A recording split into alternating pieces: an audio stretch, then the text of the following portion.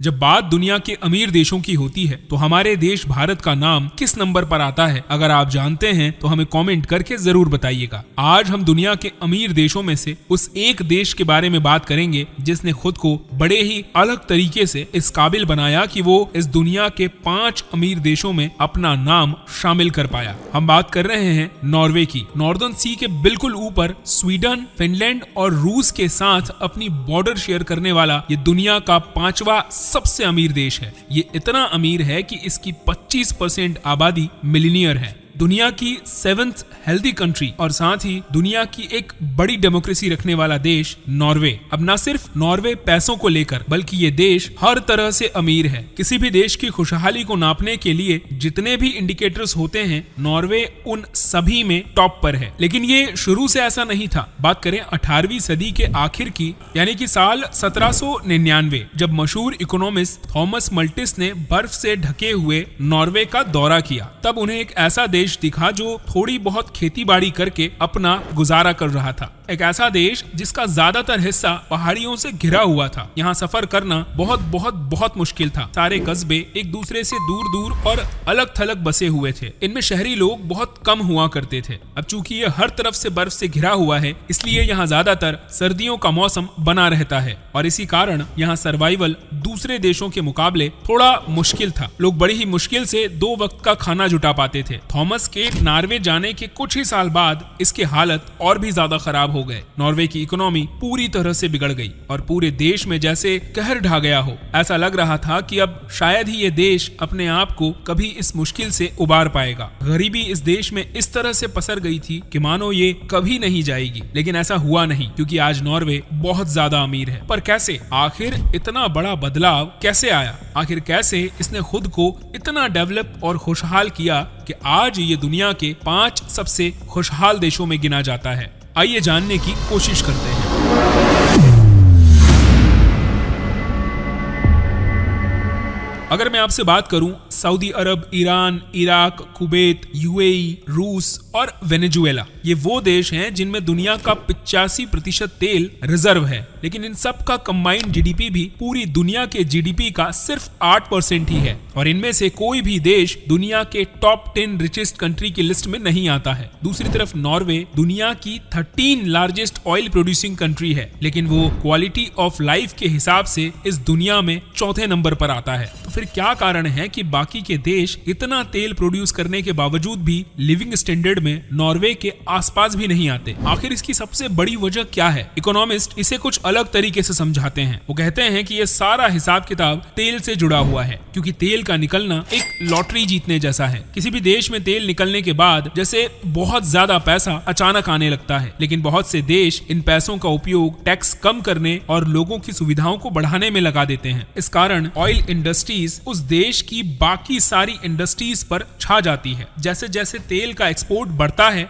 Exporters के जेब में बहुत ज्यादा माल आने लगता है। एक लिमिट से पैसा ज्यादा हो जाने के कारण बहुत सी इंपॉर्टेंट चीजें खरीदना उनके लिए आसान हो जाता है और इससे होता यह है कि उस देश की लोकल इंडस्ट्रीज सफर करना शुरू कर देती है और धीरे धीरे उनकी हालत खस्ता होने लगती है। देश में बेरोजगारी बढ़ने लगती है और पैसा सिर्फ चंद लोगों के हाथ में आ जाता है। आम आदमी पैसों की कमी से जूझने लगता है। अब जेब खाली और दिमाग गर्म होने के कारण लोग प्रोटेस्ट और इवेंचुअली रिवॉर्ड्स की ओर बढ़ने लगते हैं और यही हुआ लीबिया और वेनेजुएला के साथ। लेकिन इस तेल ने नॉर्वे को बिल्कुल इफेक्ट नहीं किया। असल में 19वीं सदी में नॉर्वे की इकोनॉमी सेट रेट से चलती थी। जबरदस्त पोर्ट लोकेशन होने की वजह से नॉर्वे टिम्बर फिश और कई सारे मिनरल्स समुद्री जहाज के जरिए यूरोप और एशिया की कंट्रीज को भेजते थे और सन 1900 के शुरू में नॉर्वे दुनिया का सबसे बड़ा ट्रांसपोर्टेशन हब बन चुका था, जिसकी वजह से नॉर्दर्न सी का तकरीबन 30% हिस्सा नॉर्वे कंट्रोल कर रहा था। और इसी के साथ सबसे बड़ा काम जो नॉर्वे ने किया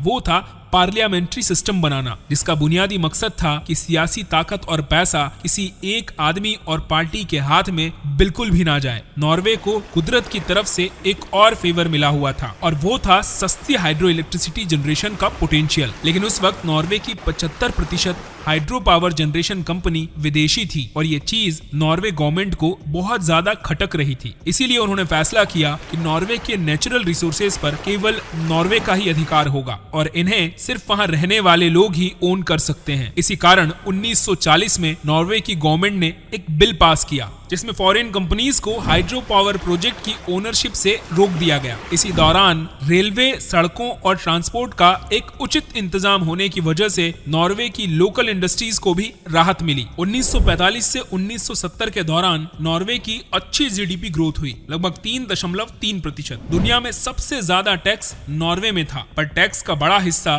गवर्नमेंट एजुकेशन, वेलफेयर और लोकल इंडस्ट्रीज को सपोर्ट करने में खर्च कर रही थी। 1965 तक नॉर्वे में अनएम्प्लॉयमेंट न के बराबर था।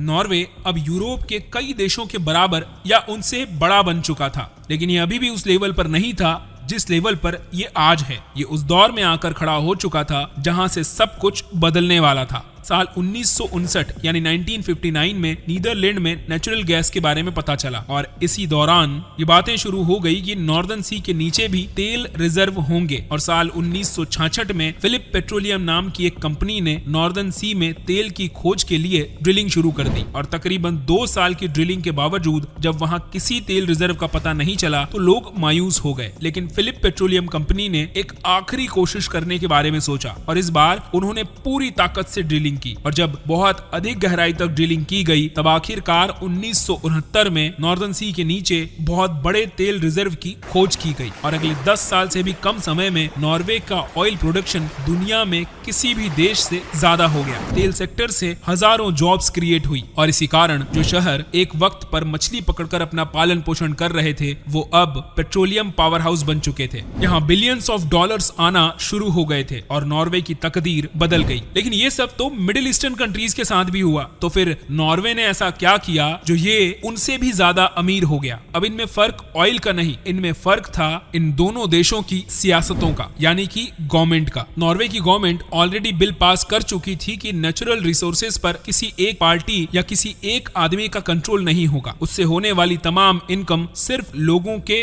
वेलफेयर पर ही खर्च होगी और तेल से आने वाले तमाम प्रॉफिट इंफ्रास्ट्रक्चर्स, एजुकेशन और हेल्थ पर खर्च किया जाएगा। नॉर्वे भी यूएई और सऊदी अरब की तरह टैक्स कम कर सकता था, लेकिन उसने ऐसा नहीं किया, बल्कि टैक्स से पैसा इकट्ठा करके वापस लोगों पर ही खर्च किया। वहीं दूसरी ओर देश के बाकी सेक्टर्स को सपोर्ट करने के लिए नॉर्वे गवर्नमेंट ने साल 1990 में एक पोजीशन फंड बनाया जिसका मकसद था कि नॉर्वे में तेल के अलावा भी बाकी सेक्टर्स और कंपनी में इन्वेस्टमेंट किया जाए। अब इसका सबसे बड़ा फायदा ये हुआ कि नॉर्वे की बाकी लोकल इंडस्ट्रीज भी तरक्की करने लगी और हुआ ये कि अनएम्प्लॉयमेंट पूरी तरह से खत्म हो गया और साथ ही साथ ऑयल सेक्टर पर नॉर्वे की डिपेंडेंसी भी लगभग ना के बराबर रह गई। टिम्बर, पेपर, मेटल और दूसरे मिनरल्स के एक्सपोर्ट्स में भी नॉर्वे दुनिया की लीडिंग पोजीशन पर आ गया और फिर दुनिया के डेवलप्ड देशों में नॉर्वे का नाम भी आ गया। जो नेचुरल पावर नॉर्वे के पास थी वो कई और देशों के पास आज भी है, लेकिन वो नॉर्वे की सक्सेस रेप्लिकेट नहीं कर सके। इसका कारण एकदम साफ है, उन्होंने लोगों को कुछ भी फ्री में देना तो दूर, टैक्स में भी छूट नहीं दी। और शायद हमारे देश में रेवड़ी कल्चर कुछ ज्यादा ही फेमस है। सस्ते अनाज, सस्ती चीजें, मुफ्त का सामान और जितना हो सके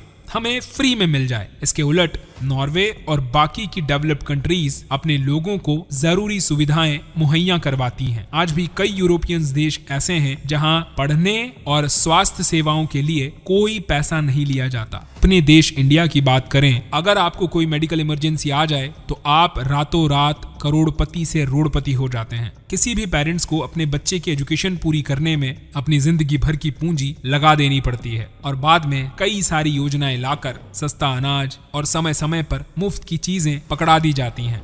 जब देश का हर एक इंसान अमीर बनेगा तभी ये देश डेवलप्ड बन पाएगा। आपने अक्सर सुना होगा कि आपको जैसा बनना है आप उसे देखिए, उसे फॉलो कीजिए। तो अगर हमारे देश को भी डेवलप्ड होना है तो हमें भी कहीं ना कहीं उन देशों को फॉलो करने की जरूरत है।